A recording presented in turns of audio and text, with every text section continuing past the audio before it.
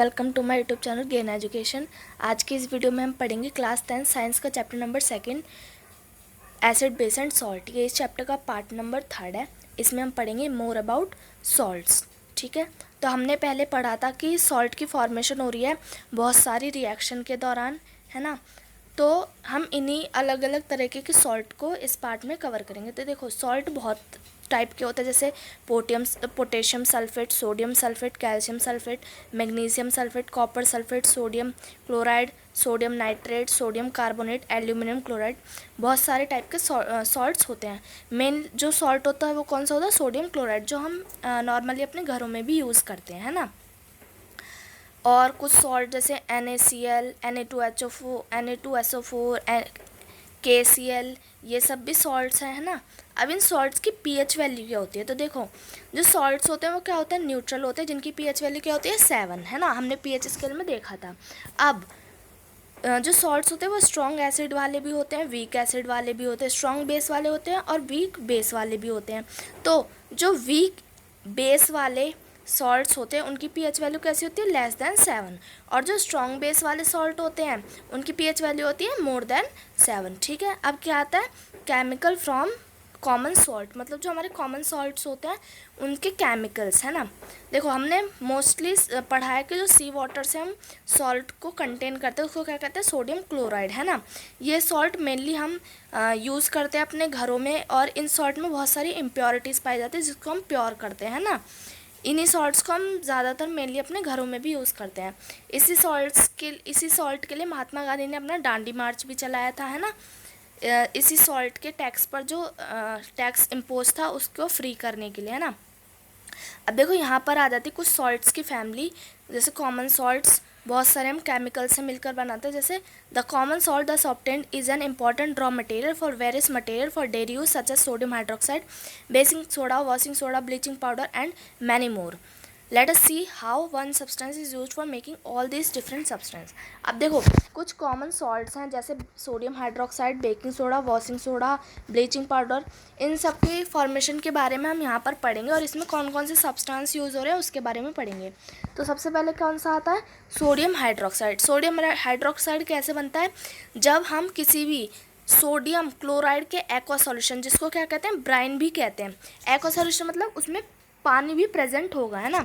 तो sodium chloride के aqua solution मतलब कि ब्राइन के सॉल्यूशन पर जब हम इलेक्ट्रिसिटी पास कराते हैं तो क्या होता है कि जो सोडियम क्लोराइड है, जब हमने उस पर इलेक्ट्रिसिटी पास कराई तो वो किस में कन्वर्ट हो गया? सोडियम हाइड्रोक्साइड में, है ना। और कौन सी गैस रिलीज हुई? क्लोरीन और हाइड्रोजन गैस, है ना।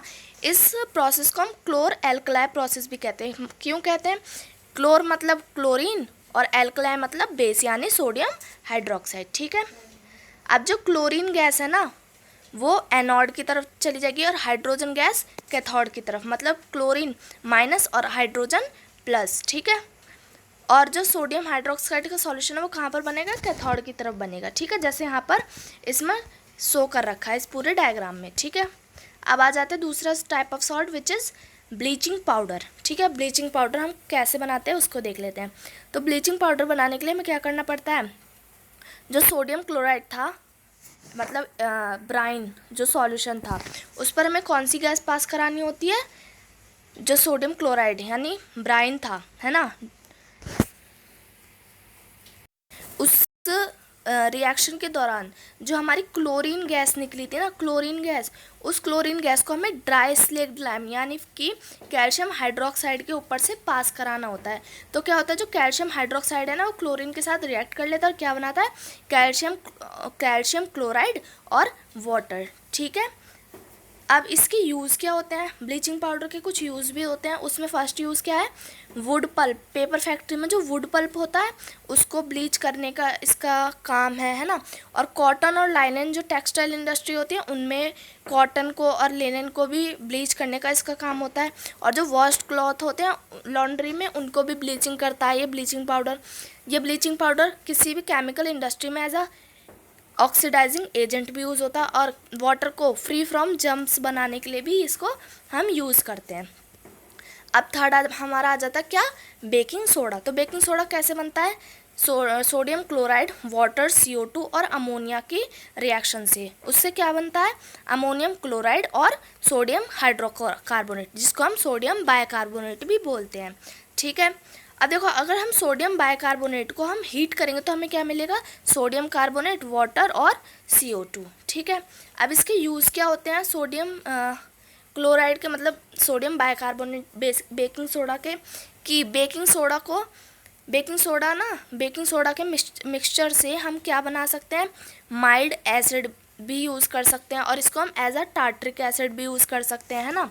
जब हम बेकिंग सोडा को हीट करेंगे तो CO2 और H2O मिलेगा और सोडियम सॉल्ट मिलेगा। ठीक है, अब सेकेंड यूज़ क्या होता है कि सोडियम बाइकार्बोनेट्स की मदद से हम एंटी एसिड भी बना सकते हैं, जिससे एसिडिटी रिड्यूस होती है, इससे हम एसिड के इफ़ेक्ट को भी कम कर सकते हैं। इसकी ये हमारी सोडा एसिड फायर एक्सटिंग्विशर की रूप में भी, हम उसके फॉर्म में भी इसको यूज़ कर सकते हैं। ठीक है, अब हमारे फोर्थ क्या आ जाते हैं, वॉशिंग सोडा, है ना।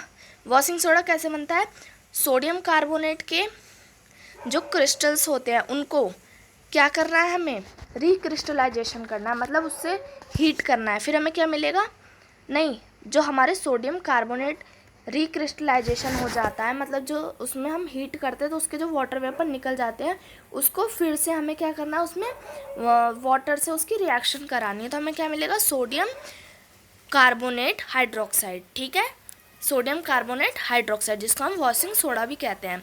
अब इस वॉशिंग सोडा के क्या यूज़ होते हैं, इसको हम ग्लास, सोप और पेपर इंडस्ट्रीज़ में यूज़ करते हैं। ठीक है, इसको हम सोडियम कंपाउंड जैसे बोरेक्स बनाने के लिए भी यूज़ करते हैं, इसको हम एज अ क्लीनिंग एजेंट भी यूज़ करते हैं और वाटर की जो परमानेंट हार्डनेस होती है उसको रिड्यूस करने में भी हेल्प करते हैं।